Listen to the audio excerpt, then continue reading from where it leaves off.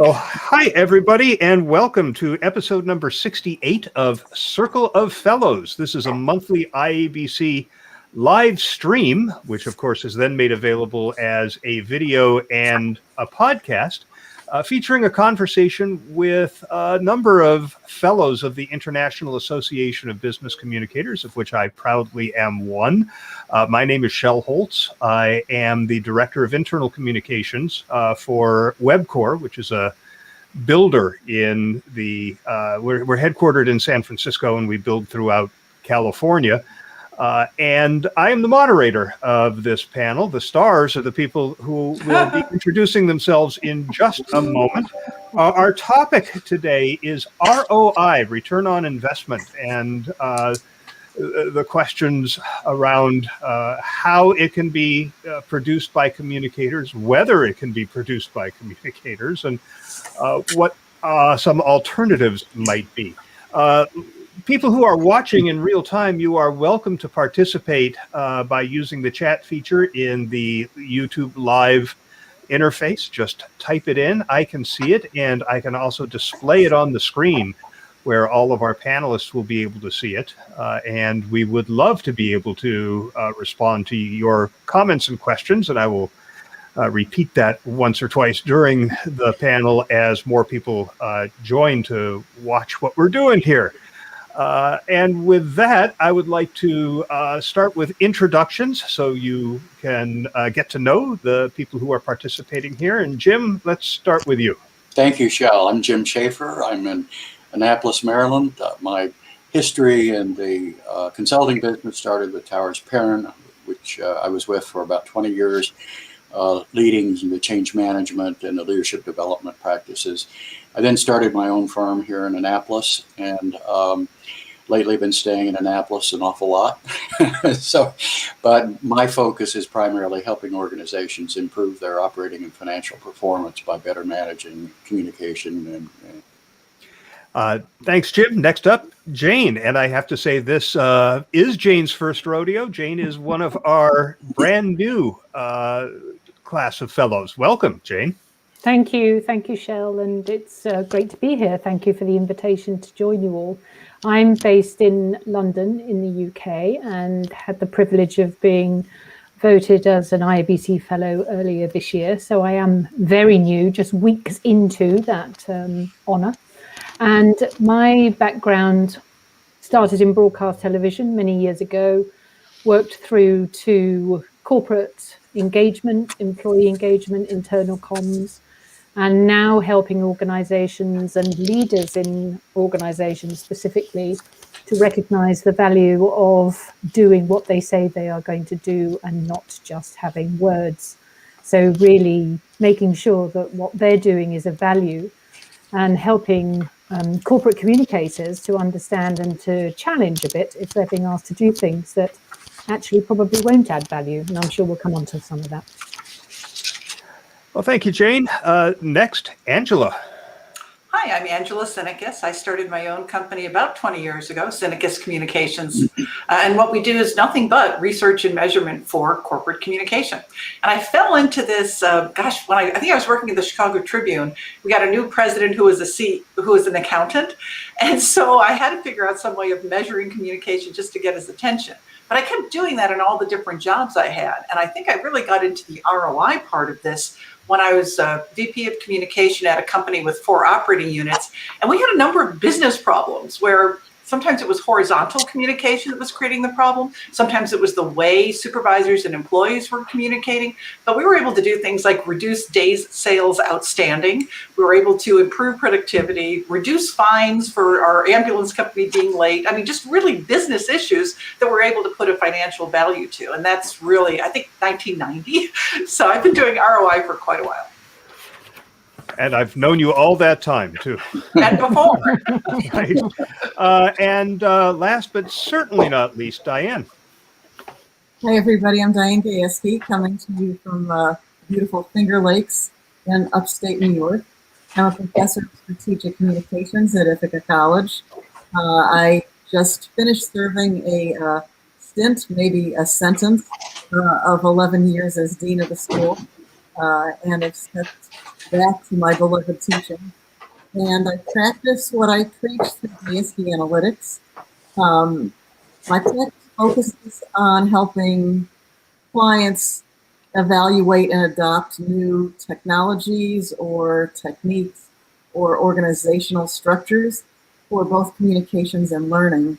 And over the last 10 years, I've been very interested in the not only evaluation, but valuation of intangible assets like company culture and innovation and reputation. I really look forward to the discussion. Yeah, I look forward to talking about that. Before we get there, though, I want to share a little math. There's this trope that says communicators don't do math. Well, we kind of have to here. What I'm sharing is the formula for ROI, because ROI is a term that is bandied about in a very loose way. I hear it referenced as nothing more than what you get out of what you got out of what you put into, right? This is, there used to be, actually, if you listen to the album, it's still there. Tom Lehrer said, life is like a sewer. What you get out of it is what you put in, depends upon what you put into it. But ROI, if you talk to accountants, is a very, very specific formula. And as you can see here, the ROI is the result, but it's also expressed as a percentage. Which means I think you multiply that result by 100 to come up with the percentage. I've seen that formula in a number of visuals too. But when we communicators go and visit executives and talk about ROI, and we're not talking about this formula on the screen, we leave the room and they all shake their heads and say that poor communicator doesn't know what ROI is.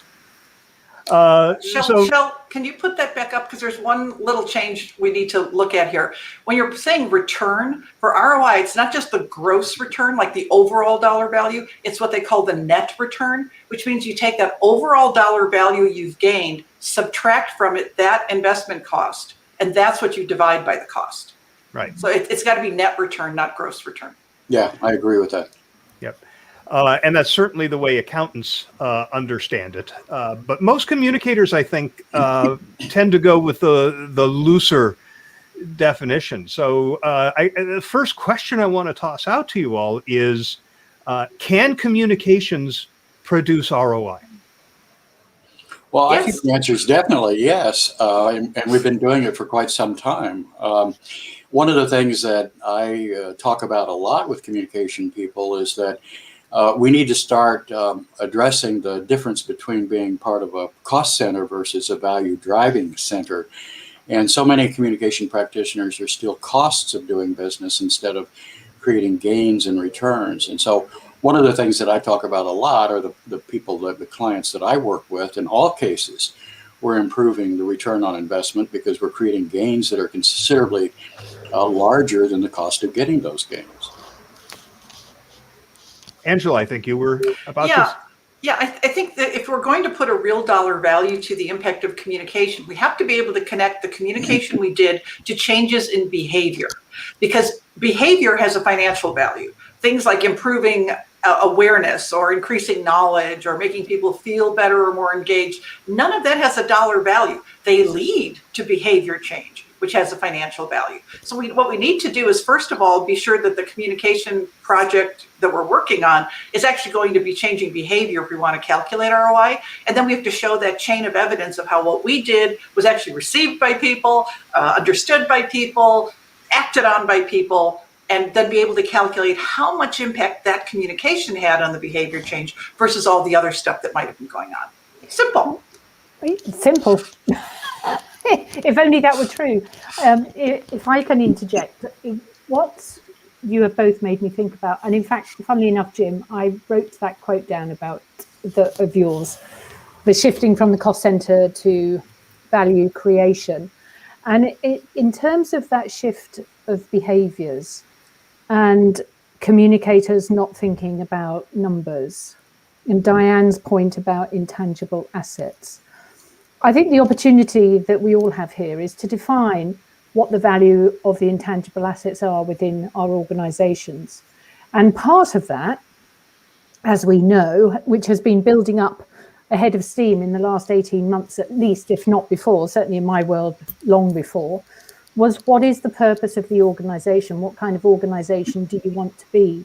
And therefore, communications plays a significant role in building up that organization or building towards that organization's purpose and therefore the goals.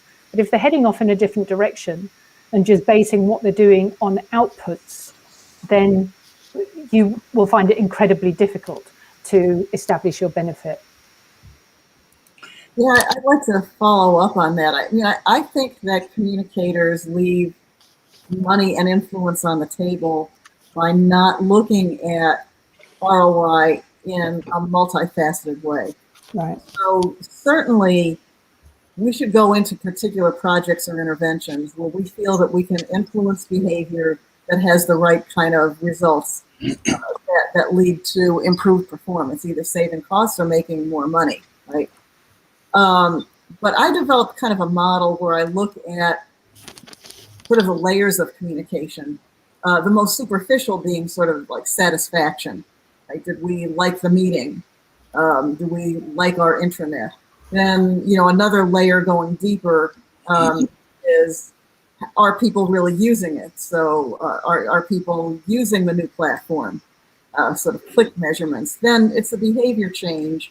And it's kind of a one-shot deal. What I'm really interested in, and honestly, I don't think any of us have a good handle on the models for doing this, is to look at communication infrastructure. So the fact that you have monthly meetings with employees, the fact that you have a suggestion system, the fact that you have mentoring networks, what does that lead to over time in terms of an intangible asset? And we look at most companies today, you're a public company, more than half of your value or stock price is in intangible assets. And that is sort of the softer things to measure, like reputation or culture, which does have behavioral changes. It might mean that people don't leave your company or that they're willing to work for you for less money because they admire you. But it's a harder thing to measure. So I think you can look at an intervention, and then you can look at a series of interventions, or what I would call an infrastructure, to look at that impact. Yeah, Diane, I completely agree with you. And one of the conversations that I have, probably it seems like 100 times a week, is the discussion of moving away from activity and instead focusing on the results you're trying to create and improve. I created a 5-question, very simple question thing for one of my clients a couple of years ago, and a number of them are using it. And the 5 questions are very simple. Where are the best opportunities to improve financial or operating performance? So I lead with what we're trying to do is improve financial operating performance, because that's what our shareholders care about. Number 2, what is the size of the opportunity? 3, what are the root causes of the underperformance? Why are we not hitting the numbers as we should? What will it cost to improve the results? Is the ROI acceptable? If it is acceptable, we proceed. If it's not, we find a way to turn it around to make it acceptable. But to start out with, what are we trying to fix here? And what kind of investment do we need to make to fix it and get a return, not just another expense, I think is helping a lot of communication people that I work with do something that they haven't done before.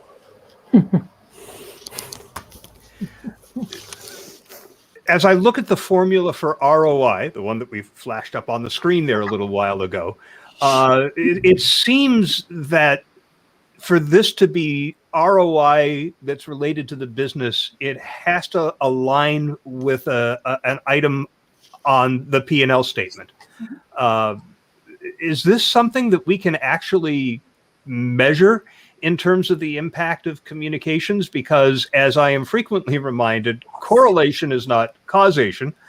How do we demonstrate that, yes, if we spent less on recruiting because retention increased after communications undertook an effort to understand why people were leaving, implemented a communication solution for that, and lo and behold, retention improved. How do we carve out the impact of communication on the balance sheet so that it can be identified as genuine ROI?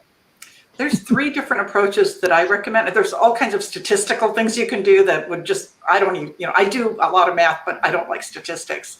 I have other people do that. But 3 fairly easy ways of showing that causation. And Shell, sometimes correlation is enough.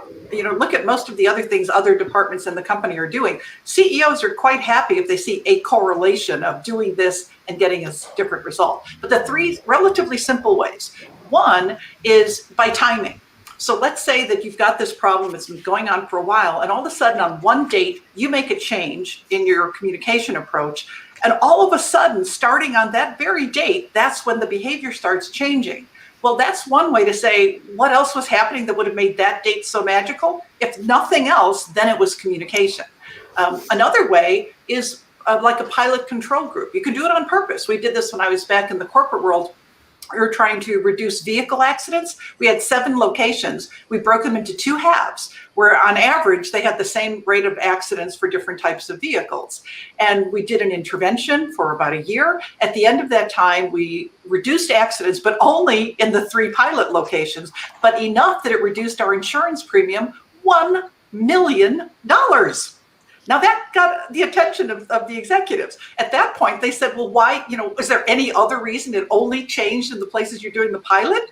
Can't think of anything. You must have credit for that whole $1 million, plus all the other costs that you get reduced when you improve safety. And then the third way is literally on a survey question, asking people, saying, to what extent have you changed your behavior? And then why did you change your behavior? This is actually cause and effect. You could say, out of all the different reasons that you change your behavior, and maybe you identify 5 of them, assign a percentage to how much each one influenced you to change what you're doing.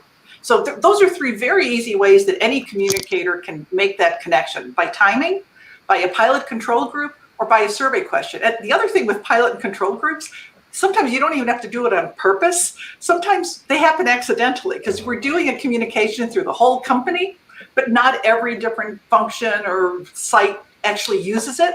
Well, all you have to do is go back and see what happened in the places that did use the communication and those that ignored it, where the management ignored it. You've got your accidental pilot just waiting for you to harvest the data. Yeah, Angela, I completely agree with you. I love pilots that work. And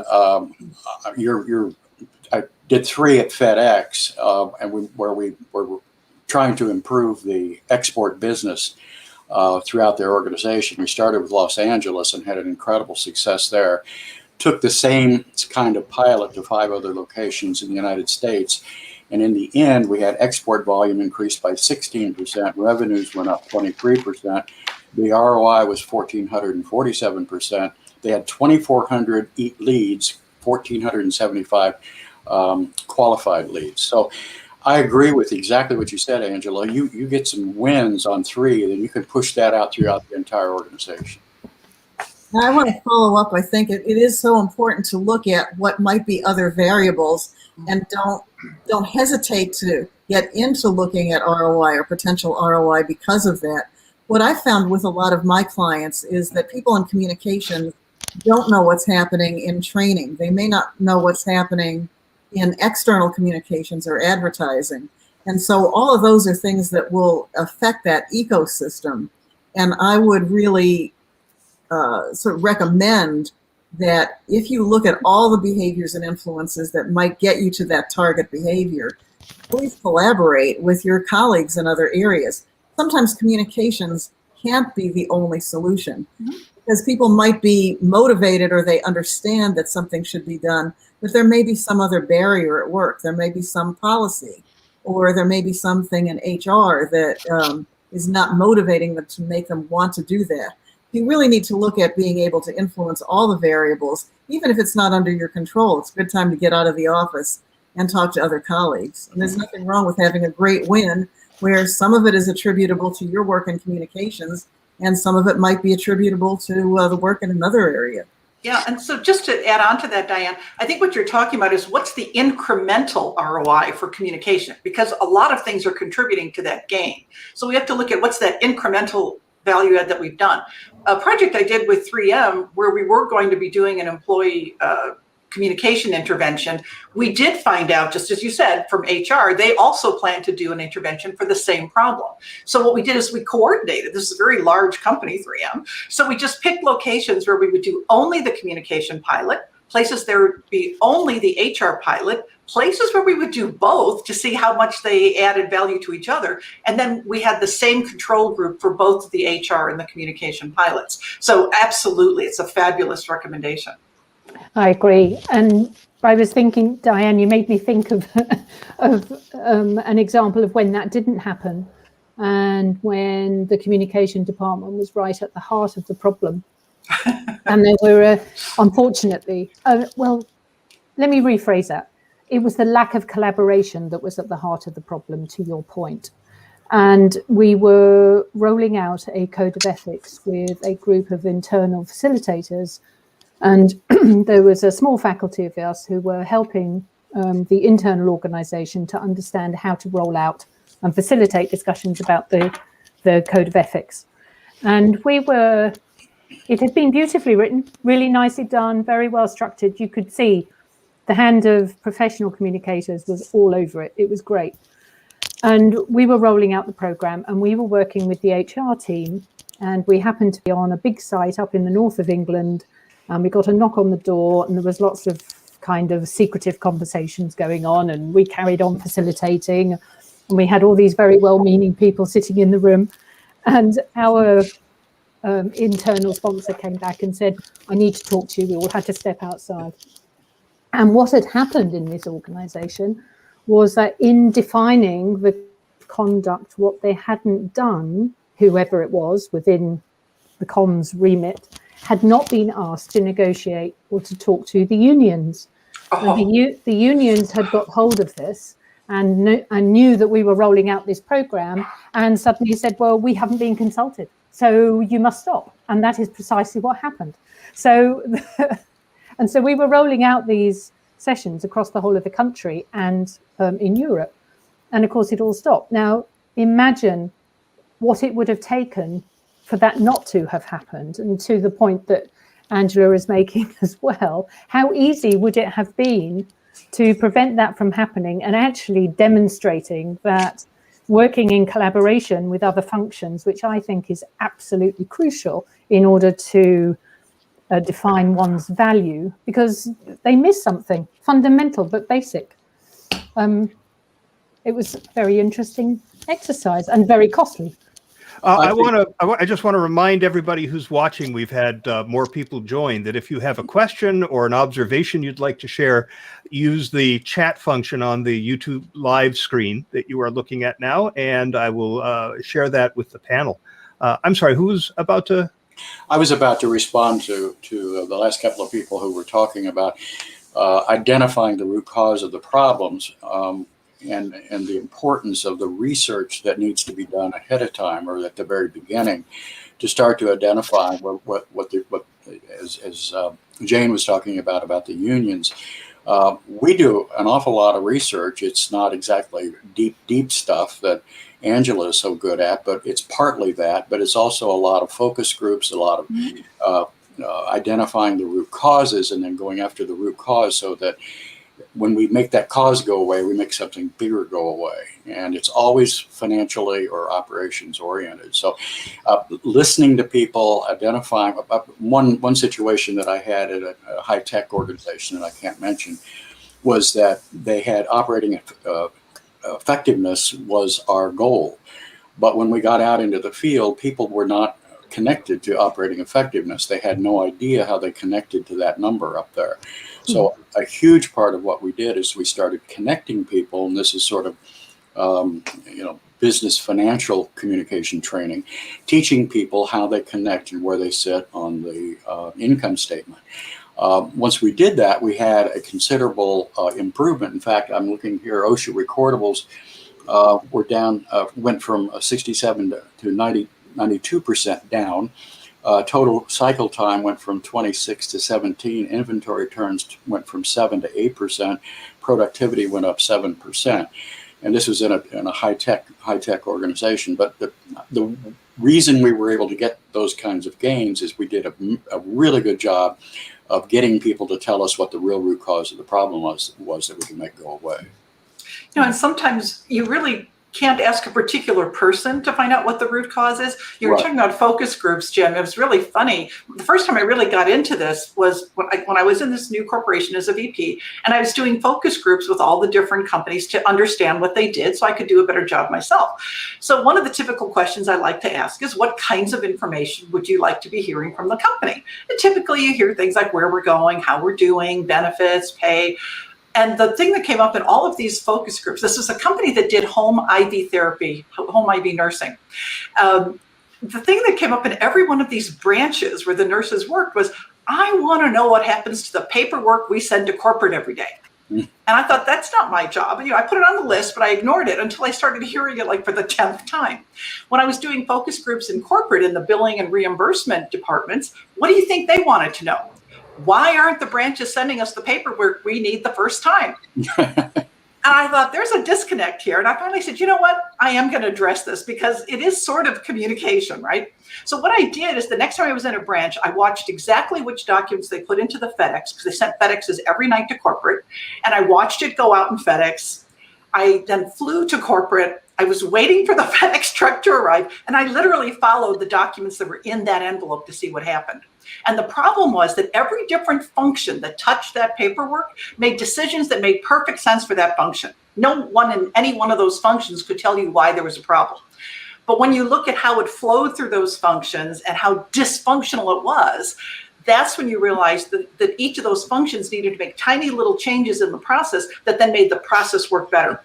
Because the problem is, when this paperwork is late in arriving, you can't bill the insurance company. And when you can't bill the insurance company, you're not getting paid by the insurance company. That's called days sales outstanding. They used to have 6 months between the date you provided a service to when we might have gotten paid by an insurance company. By fixing this problem, it had to be a task force of all these different functions. By fixing the problem, immediately we went down to 3 months, which is still too long. But that's a 50% improvement. And you've got that money faster that you can put in the bank and make money on.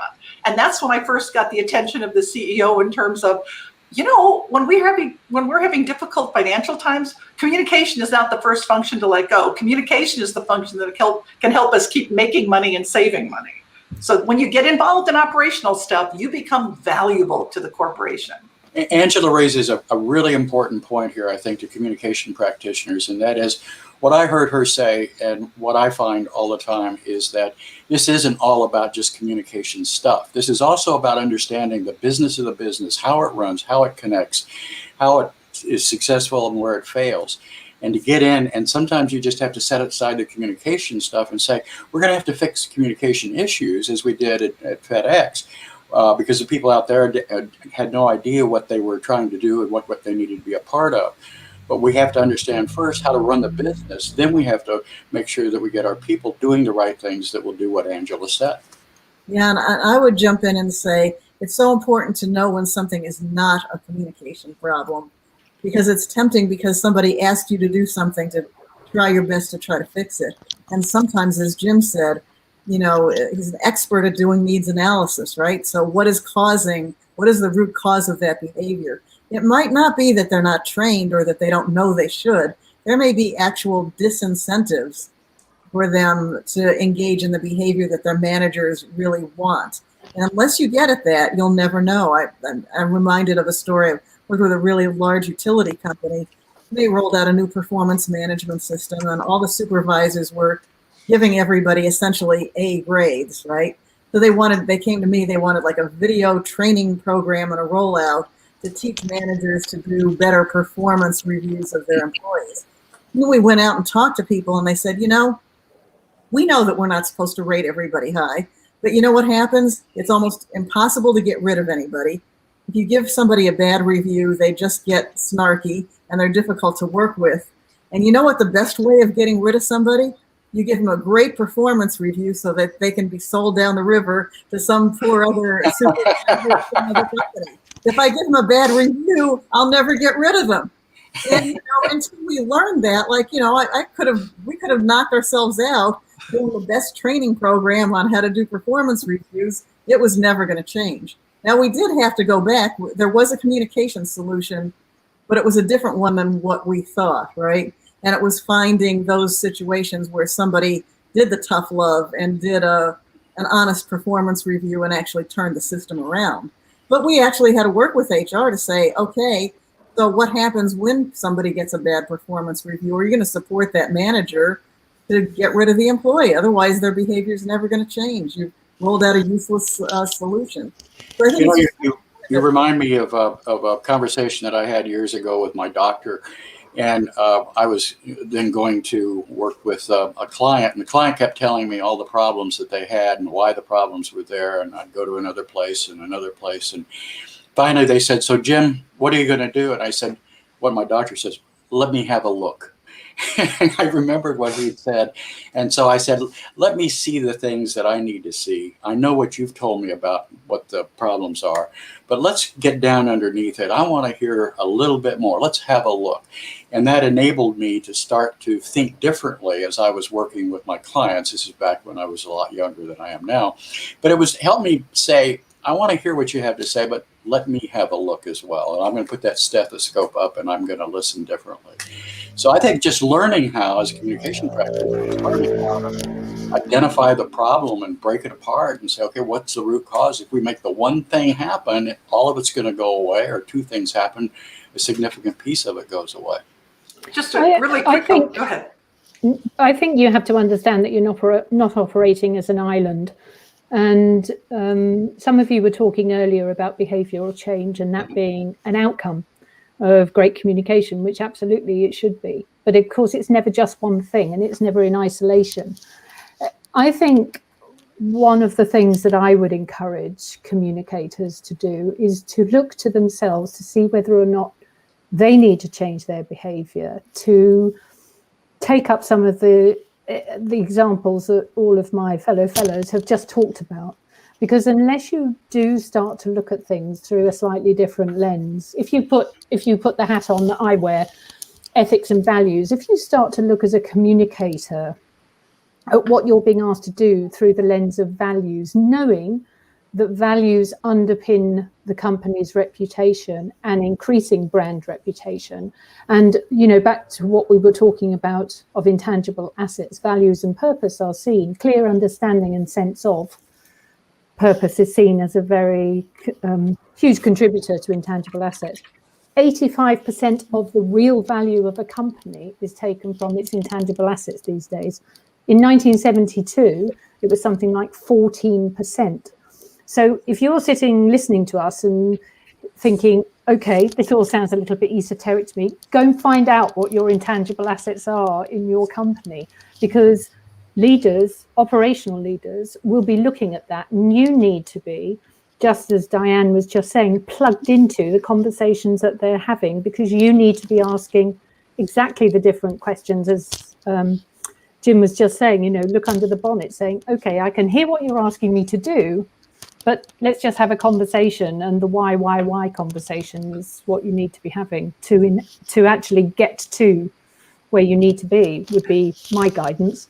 And if I can build on that, just asking the why. Back at that same corporation, one of our other business units was having some financial problems, and I was called in with HRBP to develop a communication to let go of a lot of people and convert some of those regular employees to contractors. Here was the reason.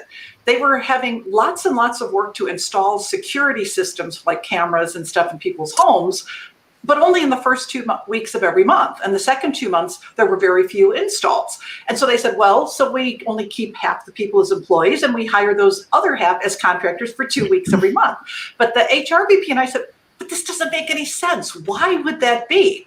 And by asking that why, we discovered the why was the incentive program, as Diane was mentioning earlier. The incentive for the salespeople capped out. Once they sold a certain number of systems in a month, they got no more money for it. So what did they do? They stopped working. Nothing. They just didn't sell anymore. So once they took the cap off of the bonus they could make, we had many more sales than we ever had. We actually had to hire people instead of having this horrible layoff. We actually increased revenue by asking the question, why is this happening? Makes no sense. Yeah. Angela raises another point here that I was thinking about, and that is I was working with Conagra Foods, now Conagra Brands, and I know Shell has worked with them as well. We were working in one of their largest distribution centers up in Indianapolis, and we kept hearing about the amount of damage that was being done in the distribution center, which is another name for a warehouse. And so what was happening, the damage just was proliferating, and the productivity was going down, and the safety was staying about the same in terms of OSHA recordables. But what we found, Bob Kula, the young guy who was working with me, I said, we have a question that we need to ask the head of the operation, and she would know the answer. And so the next day I asked her, if you look at your incentive compensation, what are the percentages around productivity, safety, and turnover? And she went back into her office, and she came back and she said, I'm embarrassed to say this, but 65% of our incentive comp is on productivity, and the rest of it is on safety or damage. And she said, what we're getting is what we're paying for. We're paying for people to produce things fast, and what's happening is damage is occurring when their forklifts are banging into the wall because they're moving too fast, when we're hiring people who are not qualified to do that kind of business. And so one of the things that communication people ought to also understand is that an incentive comp can tell people what to do and how to behave. And that is a very important communication device that needs to be managed very carefully. I want to come back to math for a minute. I remember several years ago, I was watching online an argument about ROI between two communicators. And finally, the skeptic, after having heard the proponent of communications measuring ROI make the case, said, well, if you can ascribe ROI to everything, absolutely everything, what's the ROI of my pants? And thought that person thought they had really, really scored a point there. And the other person came back and they said, well, look, let's look at this using the ROI formula. In terms of the investment, I buy, let's say, 4 new pair of pants every year, and let's say they cost $100 each. So that's $400. Now, on my job, I make $100,000 a year. If I go to work with no pants on, I'm going to lose that job, right? So that became the formula, right? The 400 for pants, the return being the $100,000 that they make that they would lose if they didn't. And they said, you see, the ROI of your pants is X percent. And so my question is, can you and should you calculate the ROI for everything that you do, or is it really not important for a lot of the function of communication to use that particular metric? It's really not. I'm just going to jump in because we are an international association of business communicators. So I'm just going to jump in to say that example you've given, Michelle, would be even worse in this country because pants is underwear. So if you... So, I mean, yeah, measure that. That would be trousers, right? Yeah, yes. But I did wonder where you were going with that story. I think everybody probably wondered where he was going with that. But the thing is, you don't have to do ROI on everything. First of all, on some of it, it might be really expensive to calculate. You could do it, but it would cost an awful lot of money just to get those numbers attributable. But a lot of times I've helped communicators, sometimes just friends, sometimes clients, figure out the ROI of just one project that they did during the year. And that one project, even if you include in the cost of it their entire salary and benefits and overhead costs for their office space and computer equipment, one project they do can repay their whole cost of existence 5 times over. So if you can just do one ROI project, it's going to show that you're valuable to the company and need to be kept on. And all the other stuff you're doing may or may not have a calculatable ROI, but they're going to want you there doing it anyway. But I go back to what we were talking about at the beginning, is that I think that what ROI is, apart from the math, is changing.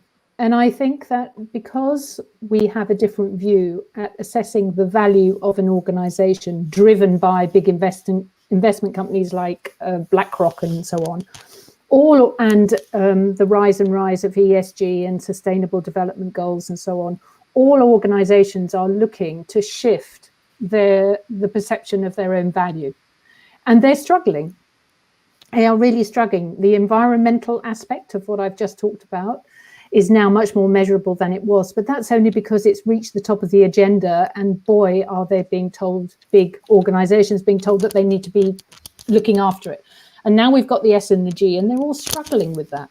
And this is because, I think, is that part of that bottom line assessment, am I as a shareholder getting ROI for my organization? It's shifting, the perception is shifting. So I agree with Angela. I think that, if there is math that you need to prove your worth, then use that. But I can bet you these days that an organization needs a different conversation. And who's good at having conversations? Professional communicators. And that's what they should be encouraging in an organization and helping their leaders through it. And I think that in itself is a return on the investment of a salary for a professional communicator. I was just thinking here a second ago about the pants. Who's the guy who's going to walk in and say, you might notice that I don't have any pants on today, and there's a good financial reason. But let me ask you this question that I think is more important, because I bump up against this with a lot of young communication practitioners. How do we help them shift away? I don't mean discard, but shift away from I'm in the information sharing business versus I'm in the results delivery business. Now, it's going to take information sharing to get there, but that's a process, a means to an end. And I find a lot of communication people I work with that just get it out, get the information out, and they think they've done the job, even though that there has been no result that has improved the organization. What do we do? I was going to ask kind of the same thing. Should we change the titles of what we do? When I hear the kind of analysis that you do, and the rest of my colleagues, we're really business performance analysts and business performance consultants. And I think using the word communication, we as professionals with a great deal of experience understand what goes behind that. But I think for most people, they think it is information sharing. It's right. Sort of who plans a nice meeting and touches up the PowerPoints. But it doesn't really convey the work that we do in performance analysis.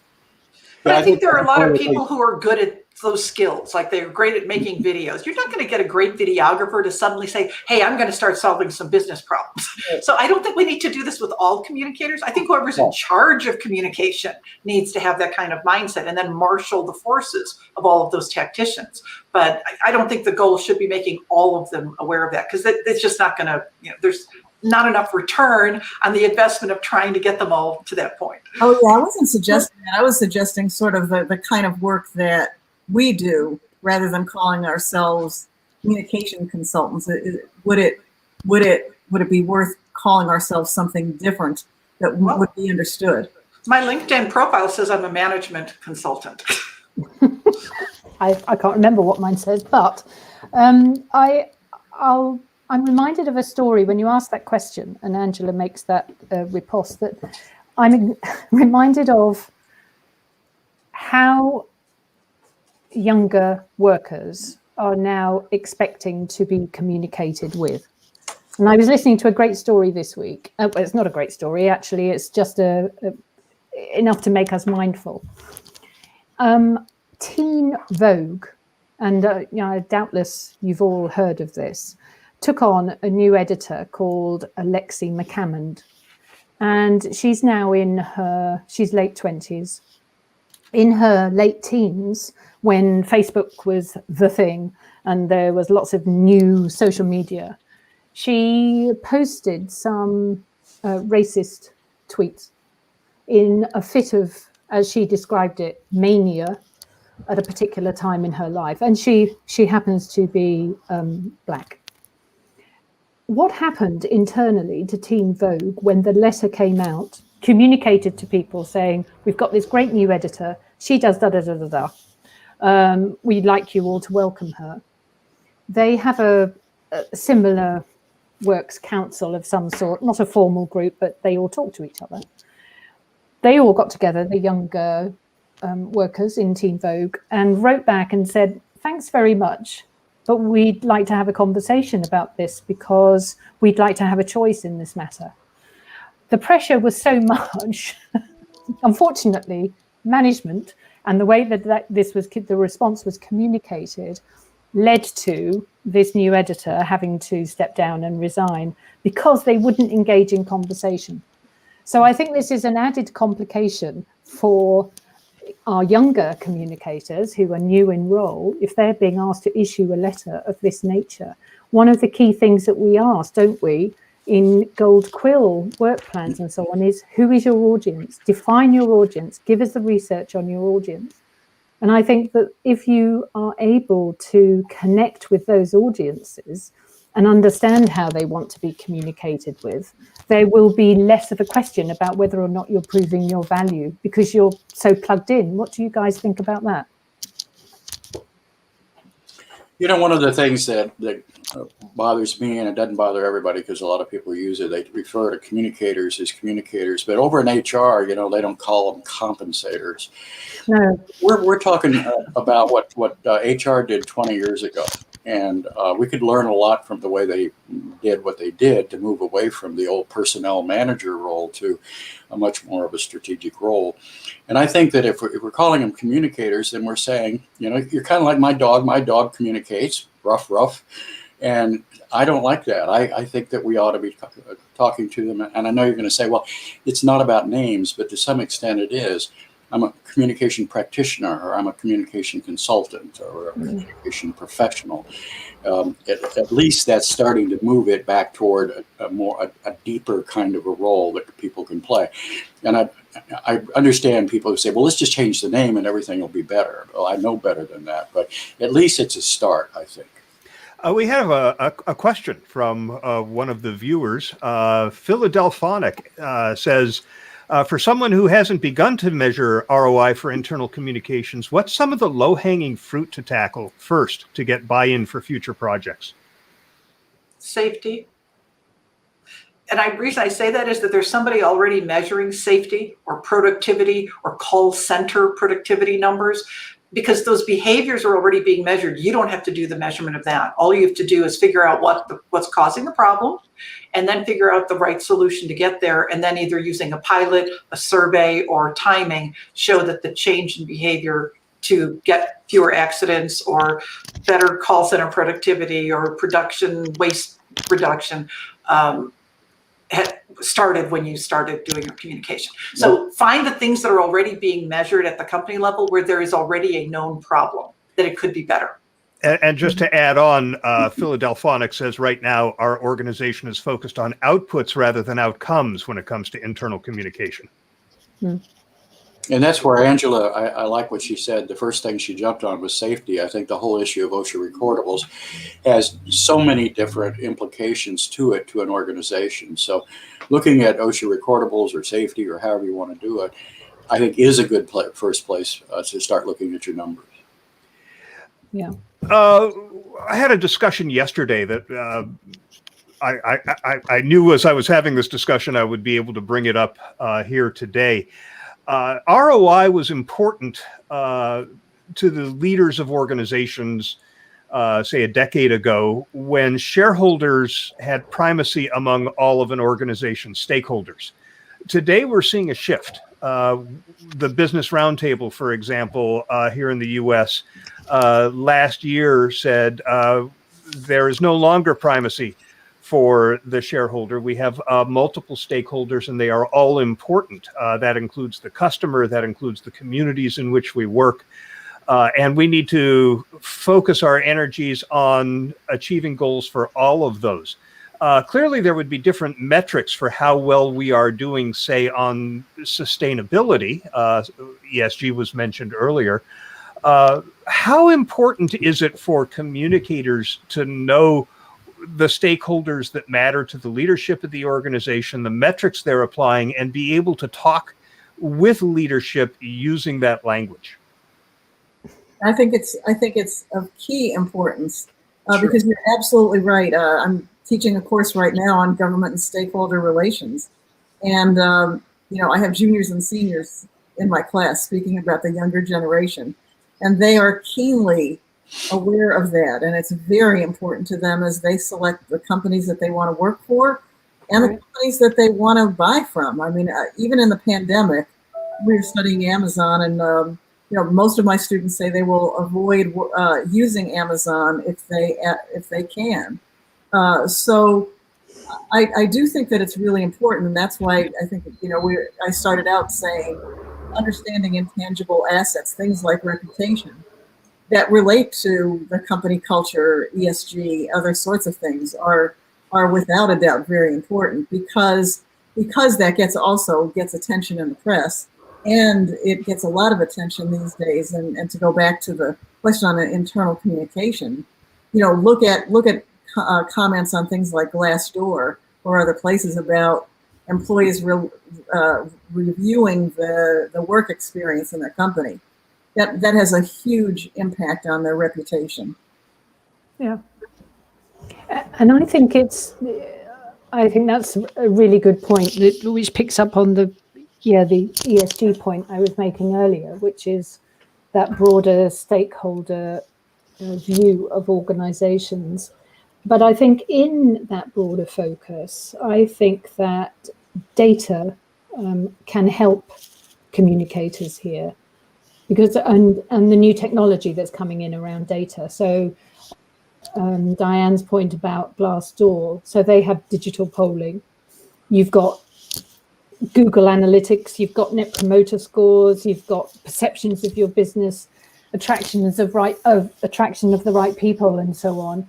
And one of the pieces of low-hanging fruit that may not be in your own gift, but that is worth considering, is when was the last time you had a data scientist looking at collected data about your own organization?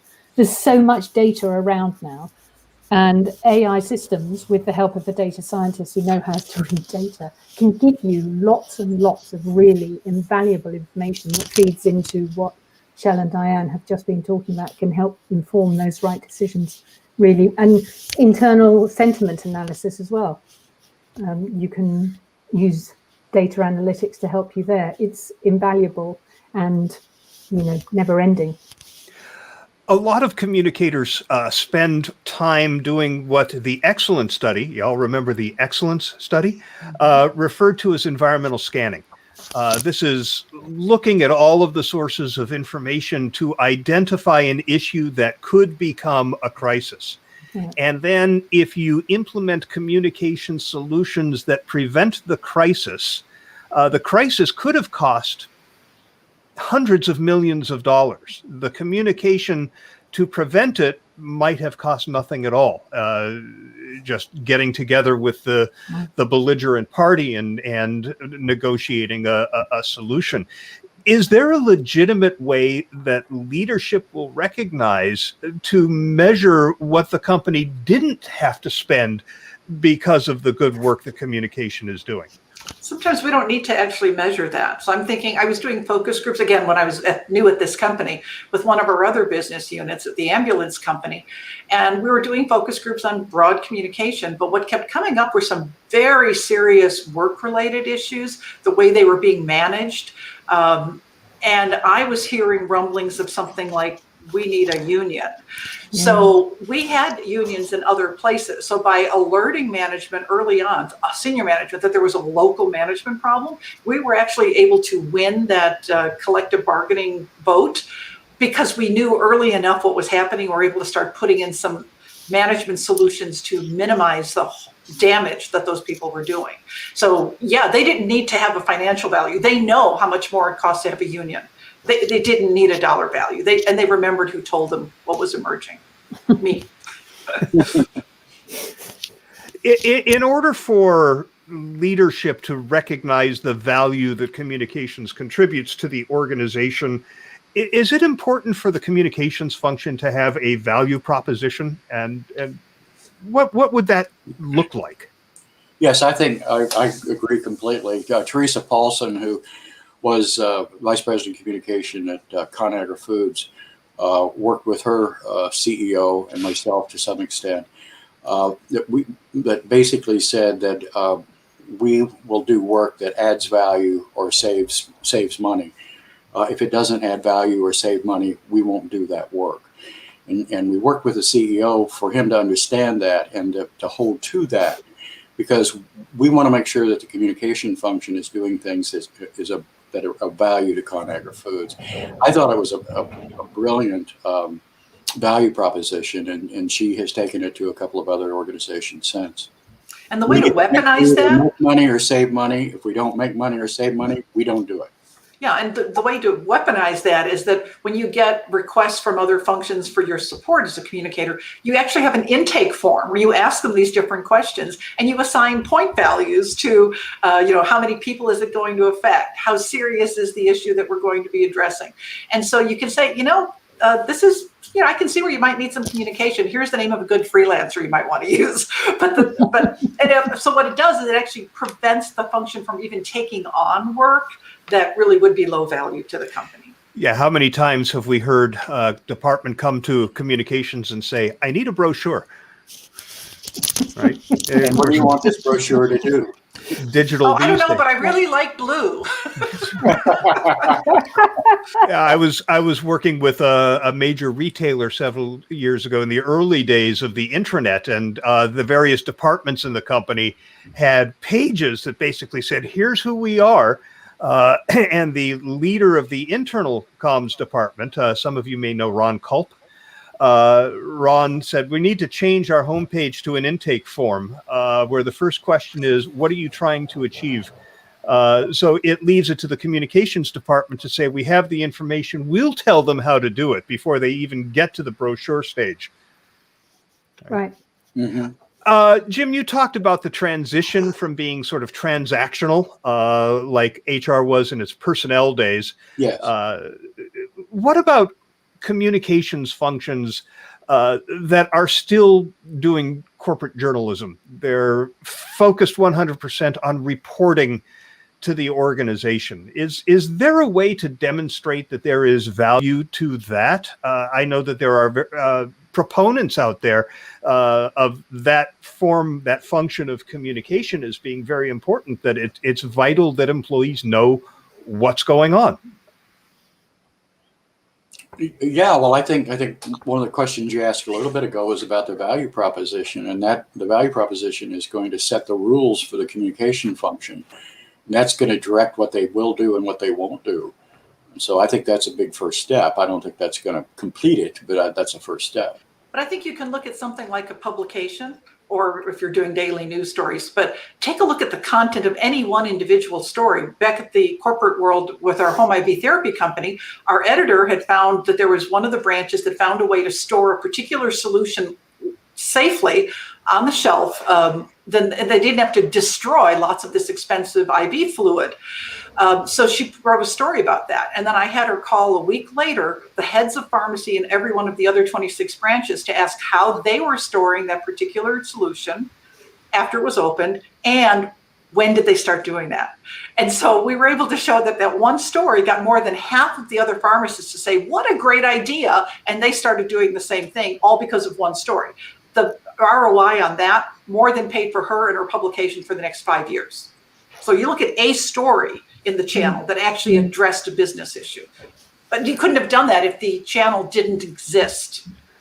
Right. So it's a question then of being discretionary in the selection of the stories that you're going to cover, rather than just everything that comes over the transom saying, sure, we'll write up a inverted pyramid news story about that. Yeah. Yeah, and that was my point about the value proposition. We don't do these things here. We do these things here.